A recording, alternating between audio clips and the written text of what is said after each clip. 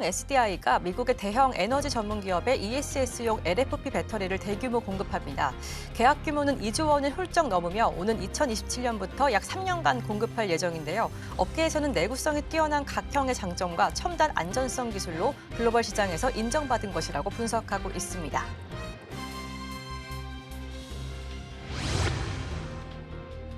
방탄소년단의 완전체 컴백과 월드투어 재개 기대감이 높아지면서 하이브의 주가가 강세를 보이고 있습니다.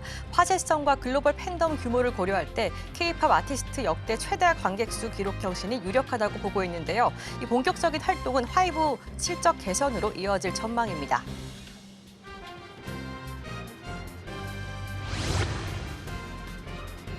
국민연금은 올해 1분기에 미국 미디어 기업인 위너브러더스의 저가 매수에 성공했습니다. 이 기업은 최근 인수 경쟁 속에 급등하면서 국민연금의 평가 이익이 약 910억 원 수준으로 예상되는데요.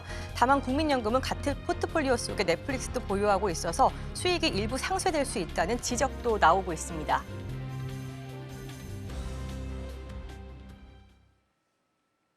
시청자 여러분 안녕하세요. 마켓클리닉 2부 진행의 박지영입니다.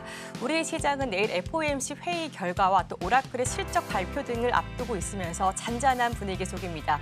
그래도 오늘 SK하이닉스를 필두로 반도체의 힘도 느껴지고요. 바이오 그리고 엔터주의 상승 추세도 이어지고 있습니다.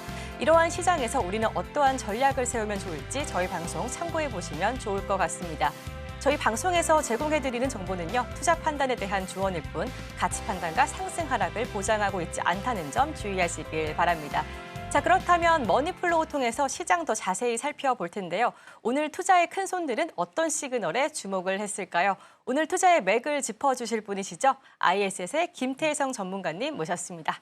전문가님 안녕하세요. 네, 안녕하세요. 오늘 시장 어떻게 보시는지 코멘트 부탁드릴게요. 네, 일단 내일 FOMC 회의 그리고 선물옵션 동시 만기라고 하는 미국 증시가 굉장히 큰 이벤트를 앞두고 있는 상황이다 보니 글로벌 증시만 쉬어가는 것이 아니라 오늘 우리나라 증시도 조금은 쉬어가는 모습을 보이고 있는 현재 시각이 아닐까라는 생각이 듭니다.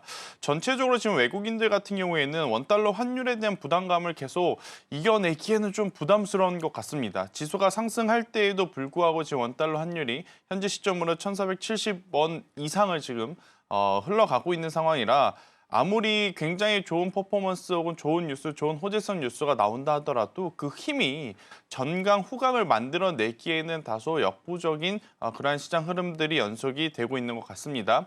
오늘 전체적으로 약한 것도 아니고요. 그렇다고 해서 엄청 강한 것도 아닌 눈치 보기 장세로서 이제 장 마감을 달려가고 있는 시점이라 오늘 시장에 당일 등락에 너무 큰 의미 부여를 하기보다는 이번 주 혹은 12월 전체적인 큰 그림은 내일 아침 혹은 금요일 아니면 다음 주 초반이 가장 더 중요한 날이 아니겠는가라는 의견 드려보도록 하겠습니다. 네, 시장은 전반적으로 빅 이벤트를 앞두고 숨고르기 장세를 이어지고 있는데요. 전반적으로 이 FOMC 회의 결과가 나온 내일이나 다음 주 월요일 정도에 포트폴리오를 재정비할 시간을 가지면 좋을 것 같다는 이야기도 해주셨습니다. 그럼 이어서 머니플로우 이어갈 텐데요. 첫 번째 주제부터 살펴보도록 하겠습니다. 열어주시죠. 반도체주 상승 기폭제는 이라는 주제인데요. 반도체 섹터가 이 SK하이닉스의 미국 증시 자사주 상장 이슈로 의견이 또 분분한 상황이에요. 도대체 ADR이 무엇이길래 이렇게 이슈가 되는 건지 정확하게 좀 무엇일까요? 여쭤볼게요. 예탁 증서입니다. 미국 내 예탁 기관이 SK하이닉스의 이제 증서를 미리 사두고 그걸 미국에서 주식처럼 사고 팔 수 있게 권한을 부여를 해주는 것이죠. 그러니까 미국 시장에 이제 상장한 것과 같은 똑같은 동일한 효과를 받아볼 가능성이 높다고 이제 많은 투자자분들이 생각을 하는 겁니다. 그러다 보니 SK하이닉스가 만약 미국 시장에 상장이 되었을 때 경쟁사는 어디인가? 경쟁사는 당연히 마이크론 테크놀로지가 되겠죠. 그러면 경쟁사 대비 매출 구조가 더 나은가 나쁜가 이것도 비교를 하겠지만 결국 시가총액 기준으로 가장 먼저 표면적으로 비교 대상이 될 수밖에 없습니다. 그럼 마이크론 테크놀로지만큼 SK하이닉스가 충분히 더 올라올 가능성이 높다고 판단하는 투자자들, 그러니까 미국 투자자분들이 굉장히 많을 수밖에 없기 때문에 이렇게 되면 SK하이닉스에 대한 상승세가 조금은 더 가속도가 붙을 수 있지 않겠는가라는 골자의 투자 심리가 지금 투영이 되고 있는 구간 이렇게 좀 보시면 될 것 같고요. 사실 이거는 센티멘탈적인 수급적인 논리입니다. 이제 펀더멘탈적으로 보더라도 지금 SK하이닉스의 상승은 저는 계속 나올 수밖에 없지 않을까 싶어요. 왜 그러느냐? H20을 넘어서 H200을 이제는 중국에 수출할 수 있도록 허용을 해줬지 않습니까? 이렇게 되면 H20에는 현재 HBM3가 들어갑니다. 그런데 H200에는 HBM3E가 들어가는데 엔비디아의 HBM3E를 가장 많이 납품하는 기업이 마이크론과 삼성전자와 SK하이닉스와 어디인가라고 비교를 해보면 비교 불가입니다. 왜? SK하이닉스가 엔비디아의 약 70%의 HBM3E를 현재 납품을 하고 있기 때문에 그렇게 봤을 때 H200이 만약 중국 시장으로 진출을 하게 된다라고 하면 저는 충분히 마이크론 테크놀로지만큼은 시가총액이 올라와야 된다라고 생각을 하시는 분들이 훨씬 더 많을 수밖에 없는 상황이거든요. 그러다 보니 ADR 상장 이게 설설설로 끝날 게 아니라 만약 진짜로 진행이 된다라고 하면 지금보다 훨씬 더 강력한 어떤 주가의 퍼포먼스가 나올 수 있는 모멘텀으로 작용할 수 있겠다. 그렇다고 무조건적으로 긍정적으로만 볼 것은 아니지만 기술적으로 보더라도 SK하이닉스는 투자할 명분들이 조금은 더 명확하게 보이고 있지 않겠는가라는 의견 드려보도록 하겠습니다. 네, ADR에 대한 정의도 살펴주셨고요. ADR 이렇게 상장이 되게 되면 SK하이닉스가 마이크론을 이제 압도적으로 이렇게 갭을 줄일 수가 있다 이런 이야기도 해주셨습니다. 하이닉스 일단은 확정된 부분은 없잖아요. 네. 정부가 강조하는 이 자사주 소각 대신에 ADR 발행이 유력하게 된 이유는 뭘까요? 아무래도 ADR 같은 경우에는 이틀 전이었죠. 월요일에 조금 SNS를 통해서 썰 아닌 썰이 좀 돌았어요. 그러다 보니 확률적으로 지금 자사주 매입하는 것보다 사실은 뭐 알테오젠도 이전 상장한다 그러고 또 에코프로도 지금 이전 상장 가능성도 있고 그러다 보니 이제 수급적으로 그 다음은 어디일까? 그리고 만약 우리나라 시장 안에서만 맴돌 게 아니라 나스닥 시장으로 이제 넘어가게 된다라고 하면 그 타겟은 누가 될까 하다 보니 많은 투자자분들이 SK하이닉스 쪽으로 좀 많이 가닥을 잡은 듯한 모습을 좀 보이는 것 같거든요. 그래서 우선 수급의 쏠림 현상이 나타나서 어제 오늘 이렇게 굉장히 강한 모습을 좀 보이고 있는데 제가 계속 강조드리지만 아직 일어나지 않는 일입니다. 만약 일어나게 된다라고 하면 우리나라 시장의 특성상 갑작스럽게 세론 뉴스로 작용이 되면서 변동성이 나타날 수 있으니 이 부분은 경계해야 하는데 그런 조정이 나올 때 저는 여러분들이 걱정을 좀 안 하셔도 괜찮다라는 이야기를 드리고 싶어서 앞서 서두를 좀 길게 이야기한 겁니다. 그러니까 지금 SK하이닉스는 기술적으로도 실적적인 부분으로 전혀 밀릴 게 없습니다. 기술은 물론이거니와 실적은 왜 제가 강조를 드리냐면 뭐 중국에 H200 들어와도 안 쓴다라고는 할 수는 있겠지만 안 쓸 수는 없습니다. 왜냐? 메타도 MS도 구글도 지금 굉장히 많은 하이퍼스케일러 기업들이 앞다퉈서 투자의 속도를 올리고 있는 이유는 뭐냐면 초격차 전쟁을 벌이고 있는 분야이기 때문에 그래요. 지금 중국에서 나오는 이야기의 골자는 어떤 이야기들이 많이 나오냐면 자국 내의 칩 성능을 높이기 위해서 아무리 H200이 들어온다 하더라도 그것을 제한적으로 사용할 가능성이 높다라는 이야기가 나오지만 그렇게 되면 이미 AI의 패권은 미국에 다 넘겨주고 난 다음이 될 가능성이 높습니다. 그래서 저는 확률적으로 H200에 대한 중국의 수요를 ADR 설보다는 더 중요하게 보고 투자 전략을 세우는 게 맞고 이제 사고 팔고의 문제는 저는 펀더멘탈 쪽으로 하지만 속도는 또 ADR 설이 굉장히 또 강하게 붙여줄 수 있는 부분들이 있기 때문에 이런 식으로 개념을 좀 별개로 나눠서 이해를 하고 계셔야 나중에 주가가 흔들린다 하더라도 냉정하게 객관적으로 좀 판단할 수 있지 않겠는가라는 의견 드려보도록 하겠습니다. 네, 일단은 본부장님께서는 아직은 일어나지 않은 일에 대해서는 걱정할 필요는 없는데 만약에 조정이 일어나도 큰 걱정을 할 필요가 없다. SK하이닉스는 이미 실적이나 이 기술적인 부분은 압도적이다라는 이야기도 해주셨습니다. 반도체 1위 기업인 이 삼성전자도 하지 않고 있는 이 미증시 자사주 상장 카드를 네. 하이닉스가 잘 키워놨더니 결국에는 탈국장이 될 것이다 이런 우려도 있는데요. 네. 이 HDR이 확정이 된다면 하방 압력이 나타나진 않을까요? 일단은 먼저 최근 시장의 트렌드를 좀 감안을 해보면 호재와 악재가 동시간대 혹은 동기간대 나타난다 하더라도 악재를 약간 뒤로 미루고 안 보는 경향이 없지 않아 있더라고요. 그래서 먼저 상승하지 않을까라는 생각은 저희 이제 개인적인 그런 내피셜일 것 같고요. 일단 전체적으로 저는 SK하이닉스가 ADR을 미국 쪽으로 이제 발행을 해서 거래하는 것까지는 괜찮지만 나스닥으로 이전 상장은 현실적으로 좀 어려움들이 있지 않겠는가라는 의견까지 한번 드려보도록 하겠습니다. 네, SK하이닉스가 이 ADR에 상장을 할 수는 있겠지만 나스닥으로 이전 상장은 아직은 어렵지 않을까라는 의견도 주셨습니다. 정부의 반도체 지주회사와 이 금산분리 규제 완화도 반도체 산업의 트리거를 이끌 것이다 이런 네. 의견도 있는데요. 이번 결정으로 가장 큰 수혜가 이 삼성이 아닌 하이닉스로 거론되는 이유는 무엇일까요? 그렇겠죠. 아무래도 지금 삼성전자 같은 경우에는 지금 자사주에 대한 지분이 없지 않습니까? 그러니까 관계사에 대한 지분이 없기 때문에 아무래도 이 기조는 SK하이닉스 기준으로 지금 이야기를 할 수밖에 없는 상황이다라고 좀 보시면 될 것 같고, 지금 두 가지의 포인트가 있어요. 막 국민펀드가 조성이 된다 했었을 때 당연히 반도체를 투자를 하게 되면 어디 쪽을 투자를 할 거냐? 반도체 용인 클러스터 쪽에 힘을 실어줄 수밖에 없다라는 이야기. 그리고 만약 그런 투자가 진행이 되었을 때 지금 금산분리법을 통해서 가장 크게 또 특혜라기보다는 이제 수혜를 좀 받아볼 수 있는 기업은 SK하이닉스 이렇게 좀 떠오르고 있는 상황이라 상대적으로 삼성전자보다는 SK하이닉스 쪽으로의 수급 쏠림 현상이 지금 나타나고 있는 것은 명백한 좀 팩트가 아닐까 싶은데, 저는 그렇다고 해서 많은 투자자분들이 여쭤보시더라고요. 이제는 또 삼성전자보다는 이렇게 되면 SK하이닉스가 더 많이 올라가고 더 강하게 올라가고 더 좋은 흐름을 보이는 것 아닐까라고 생각을 하셔서 삼성전자를 팔고 SK하이닉스를 가볼까라고 생각을 하시는데, 저는 그러실 필요 없다고 생각을 합니다.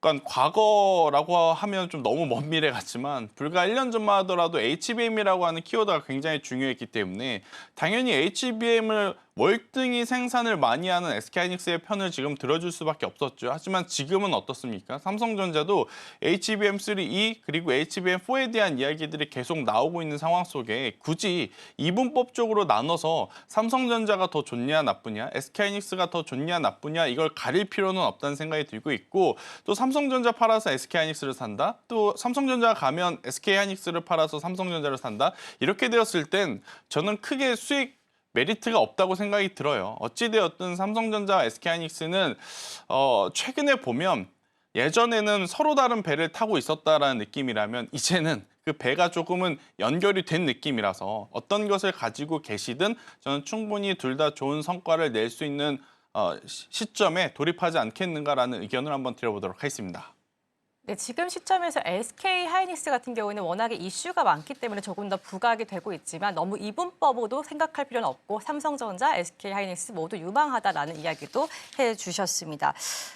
반도체 투톱 대비해서요, 이 소부장의 고점 대비해서도 많이 내려온 이런 기업들도 있는데 그래도 외국인이 다시 담고 있잖아요. 네. 계속 관심 가져봐도 될까요? 그런데 반도체도 여러분들이 좀 잘 고민을 해보셔야 될 게, 지금 삼성전자와 SK하이닉스가 예전처럼 증설에 대한 이야기를 많이 하지 않죠. 그러니까 P4 공장, 평택의 P4 공장 같은 경우에는 이미 노출이 돼 있었던 상황에서 진행을 할 거냐 말 거냐, 멈췄다가 하냐 마냐 이런 싸움이지, 우리가 몰랐었던 투자, 새로운 증설에 대한 투자 이야기가 나오지 않는 이유는 뭐냐면 저 같아도 지금 슈퍼 을이 된 상황이잖아요. 내가 여기서 증설을 하지 않아도 알아서 DDR4와 DDR5의 현물 가격이 올라가는데 굳이 여기서 그 가격을 내릴 수 있는 어떤 원인을 제공할 필요가 없다, 이렇게 생각을 하시고 있는 것 같아요. 그러다 보니 증설에 대한 이야기가 나와야 장비 쪽이 좀 움직입니다.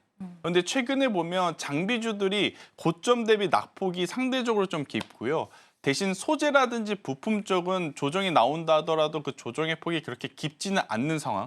그래서 이제 만약 저가의 매수세를 노린다라고 하면 저는 장비 쪽에 오히려 역발상적인 측면으로는 더 나아 보이는 모습들이 많다. 대표적으로 PSK라든지 PSK 홀딩스와 같은 기업들 혹은 테크인과 같은 기업들이 될 수는 있을 것 같아서, 반도체 소부장도 다 같은 소부장이 지금은 아니라 왜 소재와 부품과 장비주들이 이렇게 약간의 다른 시차를 보이는지 이 개념을 좀 알고 접근을 하셔야 여러분들이 매매를 하실 때 비중 조절에 조금 더 유리하게 포트폴리오를 짤 수 있지 않겠는가라는 의견 한번 드려보도록 하겠고요. 지금 소재 쪽에서는 단연 어디가 떠오르고 있냐, 떠오른다라는 표현보다 어디가 가장 강하냐라고 하면 유리기판일 수밖에 없습니다. 그러다 보니까 기판하면 뭐 대덕전자, 코리아 서키트, 아니면 심텍, 그리고 이제 이들에게 기판을 받아서 최종적으로 조립하고 출하할 수 있는 삼성전기, LG이노텍, 이들이 강한 이유가 여기에 있는 거거든요. 그래서 장비 쪽보다는 지금의 시세는 기판을 포함한 소재 쪽이 맞는데,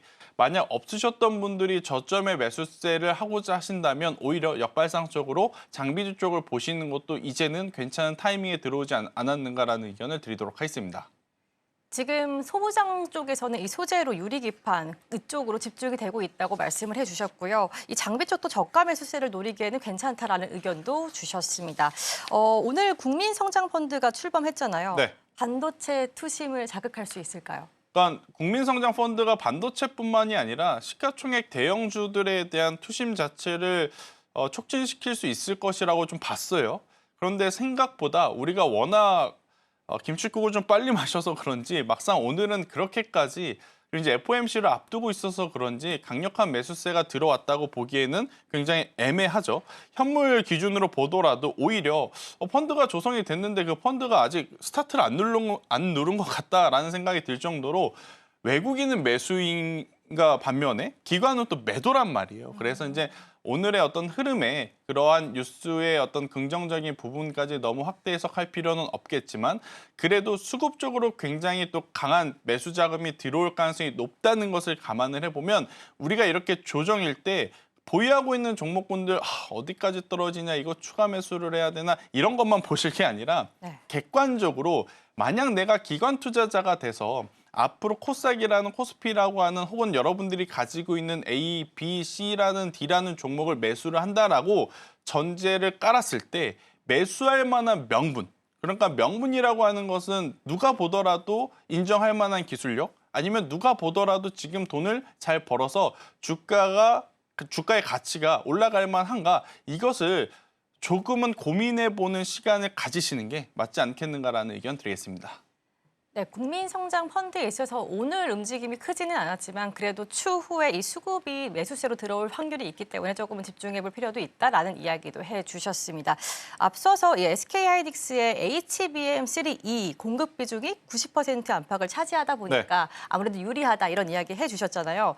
그런데 또 중국은 이 엔비디아 H200 수출 허용에 있어서 접근 제한을 추진할 것이다. 또 이런 이야기들도 있는데 이거는 그냥 크게 신경 쓸 필요는 없을까요? 사실 판매자가 있으면 매수자가 있어야 되는 게 이제 시장의 섭리이긴 하죠. 근데 지금 미국의 입장은 미국의 입장대로, 중국의 입장은 중국의 입장대로 다 이해가 됩니다. 미국의 입장은 아니 그동안에는 이렇게 규제를 해놓고 왜 이제 와서 수출 허용을 하느냐. 여기엔 전제가 깔려 있습니다. 미국이 원하는 조건 하에 H200을 써야 된다라는 조건이 있는 거죠. 그렇다라는 것은 미국의 의도는 중국이 미국의 의존도를 높였으면 하는 마음이 있는 겁니다. 우리가 없으면 AI 하고 싶어도 할 수 없어. 이것을 원하는 건데 이것을 알고 있는 중국 입장에서는 쉽사리 H200을 쓰고 싶지만 쓸 수 없는 현재의 상황. 하지만 저는 이게 시간이 지나면 지날수록 자연스럽게 중국도 어쩔 수 없이 H200을 쓰기 싫어도 쓸 수밖에 없는 환경이 조성이 될 가능성이 높다고 보여져요. 왜 그러느냐? 지금 H200을 줬다라는 것, 이게 이제는 최신 기술이 아니게 되었죠. 호퍼라고 하는 아키텍처로 만든 제품은 앞으로 이제 나올 블랙엘이라든지 루빈보다 이제는 과거의 기술이 되어버렸어요. 그래서 미국은 이렇게 한두 단계 계속 앞서 나가는데 지금 중국은 당장 그 호퍼 제품의 비견되는 제품을 생산할 수도 없는 상황. 그렇다고 해서 자사 칩들의 어떤 성능을 계속 끌어올리려면 시간이 지금 많이 필요한데 그 시간 동안 미국은 훨씬 더 앞서 나갈 수밖에 없는 그런 상황임을 감안을 해보면 일단 중국에서는 사용 제한에 대한 이야기를 권고하고 있긴 하지만 시간이 지나면 지날수록 쓸 수밖에 없지 않겠는가라는 조심스러운 개인적인 의견을 드려보도록 하겠습니다. 네, 엔비디아가 중국의 이 H200 수출 허용 이슈에 대해서는 결국에는 중국이 쓸 수밖에 없다라는 의견도 주셨습니다. 그렇다면 특징주 한번 살펴볼까요? 네, 오늘은 저도 반도체 쪽을 쭉 둘러봤는데 돌고 돌아서 결국엔 SK하이닉스를 계속 보셔야 될 것 같다는 생각이 듭니다. 뭐 ADR이니 아니면 H200 수출이니 여러 가지 호재성 뉴스가 지금 쏟아지고 있는 게 바로 SK하이닉스인 것 같고요. 여러 가지 지금 반도체 하드웨어 관련 기업들 미국 증시 기준으로 보더라도 최근 몇 주 동안은 굉장히 큰 혼돈의 시기가 한번 훅 지나간 것 같았어요. 엔비디아가 여전히 대장인가? 아니면 엔비디아 다음 타자를 이어서 구글인가? TPU냐 GPU냐의 전쟁, 하드웨어냐 소프트웨어의 이제 어떤 수급적인 경쟁 싸움 이런 것들이 훅 지나가고 있는 지금 12월이긴 한데 결국엔 돌고 돌고 돌아서 미국도 엔비디아의 GPU가 필요한 것은 사실이고 그 GPU가 필요한 만큼 우리나라에서는 SK하이닉스의 HBM이 필요한 것은 팩트이기에 저는 반도체를 보신다라고 하면 여전히 SK하이닉스와 삼성전자를 좀 먼저 보시는 게 맞다. 그런데 지금 삼성전자는 삼성전자 나름의 장단점이 있거든요. 삼성전자의 SK하이닉스하고의 좀 또 다른 장점은 뭐냐면 디바이스 기기에 대한 장점이 앞으로는 더 부각이 될 가능성이 높다라는 거죠. 챗 GPT, 제미나이 3 결국엔 우리가 모바일을 쓰든 PC를 쓰든 태블릿을 쓰든 기기가 필요하다라는 겁니다. 그게 부각이 될 때는 삼성전자의 장점이 더 굉장히 이제 부각되겠지만 일단 지금은 SK하이닉스의 어떻게 보면 HBM3E 혹은 HBM4에 대한 시장 점유율의 연속적인 성장을 필두로 본다라고 하면 SK하이닉스의 추가 상승은 더더욱 가능할 가능성이 높다라는 의견 드려보도록 하겠습니다. 네, SK하이닉스에 대해서 이야기를 해주셨는데요. 그래도 삼성전자도 디바이스에 대한 기능이 발달이 되면은 주목해볼 필요가 있지만 지금 현 시점에서는 SK하이닉스를 주목해봐라라는 의견을 주셨습니다. 이어서 두 번째 주제 살펴보도록 하겠습니다. 열어주시죠. 제약바이오주 지금이라도 들어가야 할까 생각하시는 분들 많을 것 같은데요. 오늘 FOMC 이 결과 대기 속에서도 이 유동성이 집중된 모습이에요. 관망 심리 속에서도 투자자들이 제약바이오 선택한 이유는 무엇일까요? 일단 사실 이번 12월 달 FOMC에 대한 결과는 금리 인하일 거라고 이미 페드워치를 통해서 그리고 여러분들도 느끼고 계시겠지만 정말 높은 변수는 없는 것 같습니다. 지금 지표가 여러 가지 복잡하게 나왔다라고 핑계를 좀 댔었던 지난주와는 다르게 이번 주는 다들 이번 12월 FOMC에서는 금리 인하가 확정시 되는 분위기라서 제약바이오 관련주들에 대한 시세가 긍정적으로 나타나는 것은 어떻게 보면 당연한 수순이 아니겠는가. 대신 우리나라에서 나오는 여러 가지 뉴스를 종합해 봤었을 때 생물보안법 관련한 이슈를 움직일 수 있는 쪽은 사실은 삼성바이오로직스와 셀트리온 지하 ST팜과 같은 CDMO, CMO, 바이오 시밀러 쪽이거든요. 근데 오히려 우리나라 증시에서는 알테오젠에 대한 부재가 조금 속상하긴 하지만 그 부재를 삼천당 제약, ABL 바이오, 리가켄 바이오 그러니까 알테오젠과 함께 뭐 제약바이오 몇 대 종목이라고 해서 항상 거론이 됐던 기업들이 알테오젠의 빈 공간을 잘 막아주는 역할을 하면서 지금 상승을 하고 있는 상황이라 전체적인 섹터에 대한 체력도 좋을 뿐더러 각각 가지고 있는 기업의 스토리도 굉장히 탄탄하다라고 좀 보여주고 있어서요. 저는 제약바이오 같은 경우에는 이번 금리 이슈 때문만은 아니라 이제는 글로벌 빅파마들이 우리나라 기업을 역으로 찾기 시작했다라는 것에 매매 포인트를 한번 잡아보자면 임상 파이프라인 굉장히 좋은 데이터를 내고 있는 기업들 많거든요. 그러한 기업들 위주로의 이제 압축도 필요하지 않겠는가라는 의견 드리겠습니다. 전반적으로 이 제약바이오주들이 전체 체력도 좋은 반면에 각각의 그 테마들의 스토리도 잘 이어지기 때문에 조금은 집중하는 거 아닐까라는 의견도 주셨습니다. 내년에도 특히 비만약 그리고 항암 문제 중심으로 성장이 전망되고 있는데요. 일라이릴리도 먹는 비만약에 대한 투자로 늘리겠다 이런 이야기들도 있었거든요. 국내 시장에서도 이 비만약 관련주 전반에 성장 온기가 돌 수 있을까요? 그런데 이쪽이 약간 좀 삐긋삐긋거리는 소리가 좀 나오고 있죠. 펩티로는 여전히 지금 마침표를 찍어주지 못한 가운데 인벤티지 랩 같은 경우에는 뭐 기업 입장에서는 아니라고 했지만 결국엔 한번 이렇게 작은 노이즈라도 도출이 되게 되면 변동성이 굉장히 커질 수 있겠구나라는 것을 한번 봤었던 상황. 여기 이제 메시 치료제의 중심이었던 D&D 파마텍도 그렇고 올릭스도 그렇고 지금 부담이 되는 구간까지 올라온 상황이라서 언제까지 비만 당뇨 쪽만 볼 것인가에 대한 좀 회의적인 시각도 현재 있는 것 같아요. 하지만 제약바이오 쪽이 강할 때 어느 종목이 어느 분야가 강한지라고 살펴보면 여전히 지금 비만 당뇨 쪽이 가장 강할 수밖에 없다라고 좀 볼 수는 있을 것 같은데 그중에서 일단 우리나라 기준으로 보면 우리나라만의 비만 치료제라는 키워드로 봤을 때는 한미약품이 임상 일정도 가장 빠르고 가장 현실화시킬 수 있는 단계에 돌입했기에 저는 가격적인 부담감 그리고 변동성적인 부분을 고려를 해서 없으신 분들 같은 경우에는 한미약품도 굉장히 중요한 투자의 포인트, 적절한 투자의 지금 시기가 될 수 있지 않겠나 이렇게 설명을 한번 드리겠습니다. 네, 지금 본부장님께서는 이 비만약 쪽에 조금은 삐걱거리는 흐름이 있다고 말씀을 해주셨습니다. 페트론도 아직 마침표를 찍지 않았고 D&D 파마텍, 올릭스도 부담되는 구간인데요. 오히려 이런 장세에 한미 약품에 조금 더 집중해봐도 좋을 것 같다라는 이야기를 해주셨습니다. 이번 주에 바이오 섹터 중국 시장 공략법들도 눈에 띄는데요. SK 바이오팜도 그렇고 LNC 바이오도 이렇고 미국이 아닌 중국에 이렇게 속도를 올리는 이유가 뭘까요? 결국엔 엔비디아와 똑같은 입장인 거죠. 그러니까 중국이 굉장히 큰 시장임을 다들 거부할 수는 없을 겁니다. 우리나라는 수출을 먹고 사는 기업이죠. 수출을 먹고 사는 기업들이 굉장히 많은데 미국만 유럽만 바라보기에는 중국이라는 시장이 워낙 큰 상황이고 여러분들이 대표적으로 화장품을 한번 생각을 해보죠. 지금은 중국의 의존도를 낮추는 게 포인트이지만 과거에는 중국 시장이 열리면서 화장품주들에 대한 시세가 얼마나 크게 연속성을 띄었는지를 생각을 해봤었을 때 단연 이렇게 SK 바이오팜이라든지 바이오시밀러 기업들은 중국을 놓치고 싶지는 않을 것 같다라는 생각이 들어요. 대신에 이제 눈치가 보이겠죠. 아무래도 이제 미국과 중국의 사이가 뭐 최근에는 많이 좀 완화됐다라고는 하지만 우리는 그 둘 사이에서 약간의 눈치 보기를 좀 해야 되는 입장에서 보면 중국 시장은 안 잡을 수도 없고 그렇다고 너무 공격적으로 잡기에도 좀 부담이 되는 부분들도 있고 허나 사업적인 측면에서 본다면 중국 시장 공략은 당연히 굉장히 큰 매출을 이뤄낼 수 있는 투자 포인트가 된다라는 거죠.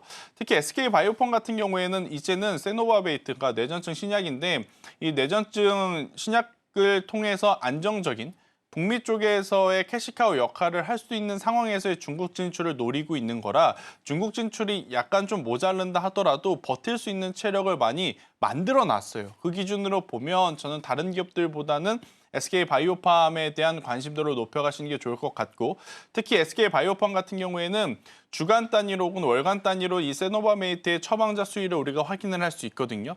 처방자 수위가 올라가면 비중을 확대하면 됩니다. 그런데 다음 주에 봤더니 다음 달에 봤더니 처방자 수위가 좀 줄어들었다? 그러면 또 비중을 줄이면 되고 그래서 조금 더 다른 업종과 다른 기업들보다는 심플한 매매 전략을 좀 세울 수 있다라는 기준으로 보면 SK 바이오팜에 대해서는 긍정적인 뷰를 말씀드리겠습니다.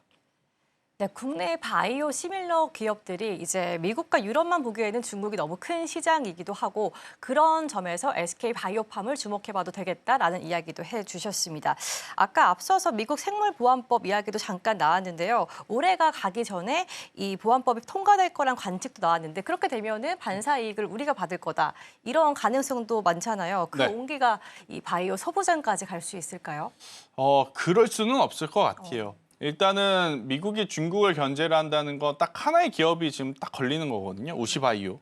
근데 이제 우시바이오가 만약에 견제를 받게 되었을 때 우리나라 기업들이 단연 수혜를 볼 수는 있겠죠. 그런데 우리나라가 또 온전하게 수익을 보는 걸 트럼프 행정부가 가만히 지켜만 보고 있지 않을 가능성이 높다고 좀 보시면 될 것 같아서 일단 1차원적으로는 삼성바이오로직스가 가장 큰 수혜, 그다음에 셀트리온과 셀트리온이 이제 그다음 수혜를 좀 받겠지만 그 이후에 낙수 효과를 좀 받아볼 수 있는 기업들은 그렇게까지 많지 않다. 하지만 그래도 그중에서 좀 뽑아보자면 올리고 헥산 공장 가동률이 높아지고 있는 ST팜까지는 긍정적으로 볼 수 있겠다라고 정리드리겠습니다.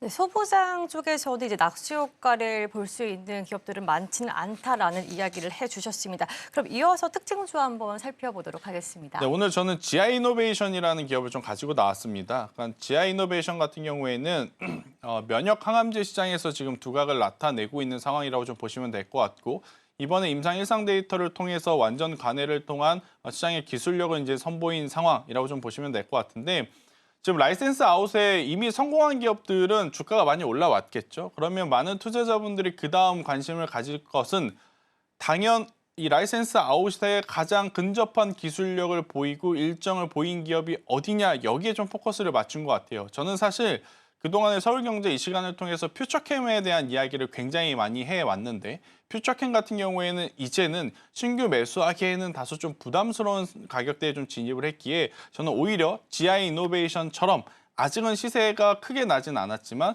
임상 데이터를 통해서 기술력을 한번 선보인 기업들은 충분히 투자할 지금 시기가 되지 않았나라는 의견 드려보도록 하겠습니다. 네, GI 이노베이션의 투자 전략도 설명을 해주셨습니다. 오늘 김태성 본부장님 모시고요. 오늘 반도체주 그리고 제약 바이오주 특징주까지 모두 살펴봤습니다. 오늘도 도움 말씀 고맙습니다.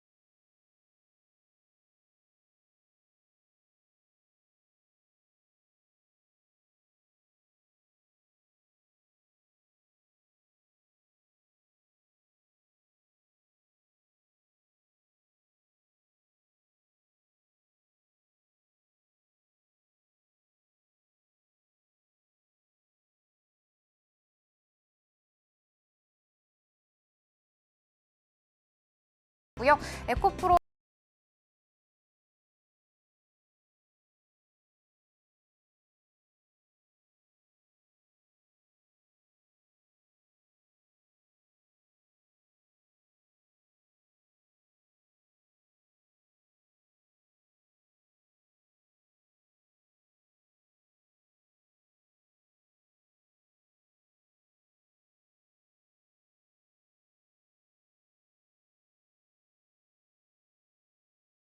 이 프로그램과 끝까지 함께 하시면 좋겠습니다. 이어지는 순서는 리플레이가 계속됩니다. 네, 마감가 살펴봤습니다. FOMC를 앞두고 경계감에 오늘도 혼조세로 마감을 했습니다. 이어서 한 줄의 궁금증을 풀어보는 시간이죠. 리플레이 시간입니다. 오늘도 정은서 경제 아나운서와 함께합니다. 어서 오세요. 안녕하세요. 네, 오늘은 어떤 이야기를 해주실지 같이 살펴보도록 하겠습니다. 잃어버린 팬심의 주가 우수수. 최근에 연예인들의 안 좋은 소식들도 많이 나오고 있는데요. 이게 주가에 어떻게 반영을 하는지 자세히 이야기 살펴보도록 하겠습니다. 네, 콘텐츠 업계는 이 연말 분위기와 달리 다소 무거운 표정을 짓고 있는 것 같습니다. 이런 분위기가 최근 주가로도 이어지는 모습인데요. 특히나 올해 여러 이슈가 겹쳤던 CJ에게는 유독 좀 다사다난하고 오래 기억될 만한 한 해가 될 것 같습니다. 최근 한 연예인의 은퇴 선언으로 두 번째 시그널의 편성이 불투명해지자 이 불확실성, 주가에도 즉각 반영됐습니다. 지난 한 주 CJ E&M은 약 5% 하락했고요. 어제는 6만 500원에 마감하면서 9월 장중 기록한 최고가 대비해서 26% 정도 낮은 수준을 기록했습니다. 특히나 이 작품은요, CJ E&M이 내년 실적 반등에 좀 중요한 동력으로 기대해왔던 터라 충격이 더 컸습니다. 또 이번 시즌2는 국내뿐만 아니라 중국의 동시 방영 가능성까지 거론이 됐었죠. 한동안 조용했던 중국 콘텐츠 시장의 변화를 확인할 수 있는 이 신호탄으로도 평가받아왔기 때문에 아쉬움은 더 커진 상황입니다. 더 큰 문제는요, CJ E&M의 체력이 충분히 좋은 상태가 아니었다라는 겁니다. 이 그래프를 함께 보시면요, 3분기 영업이익은 176억 원으로 전년 동기 대비 흑자를 유지하긴 했지만 이 TV 광고 매출이 27%나 감소했고 미디어 플랫폼 부문에서는 33억 원가량 영업 손실이 발생했습니다. 이 OTT 경쟁과 제작비 상승으로 수익성이 이미 압박을 받고 있는데 여기에 대형 콘텐츠 리스크까지 추가가 된 모습인 거죠. 하지만요, CJ E&M 어제와 달리 오늘은 2% 가까운 상승폭을 켜내면서 마감했는데요. 이 호재도 존재했기 때문입니다. 바로 영화 부문이 반전 카드의 역할을 하고 있는데요. CJ E&M이 투자와 제작에 참여한 이 두 개의 작품이 동시에 크리틱스 초이스와 골든글로브 후보에 올랐습니다. 이 단일 투자 배급사가 한 해에 두 개의 작품을 골든글로브 작품상 후보에 올린 건 처음이고요. 이 글로벌 콘텐츠 기업으로서 브랜드 파워는 오히려 강화되고 있는 분위기입니다. 여기에 증권가에서도 내년 편성 확대와 제작 편수 증가로 이 실적 반등 전망을 함께 내놓고 있습니다. 이 콘텐츠 업종의 특성상 한 개의 작품이 흔들리면 단기 모멘텀은 좀 약해지지만 반대로 새로운 흥행작이 등장할 경우에는 회복 탄력성도 그만큼 빠르다는 근거로 제시되는 거죠. 한편 엔터주에서도 좀 비슷한 흐름이 나타났습니다. 최근 소속 아티스트의 개인적 이슈와 또 열애설이 불거지면서 일부 엔터주, 최근 약세 흐름이 주가에 나타났죠. 특정 팬덤 비즈니스 비중이 높은 기업일수록 좀 이런 이슈에 민감하게 반응하는 경향이 있는데요. 실제로 일부 종목은 이달 들어서 6% 가까이 조정을 받았습니다.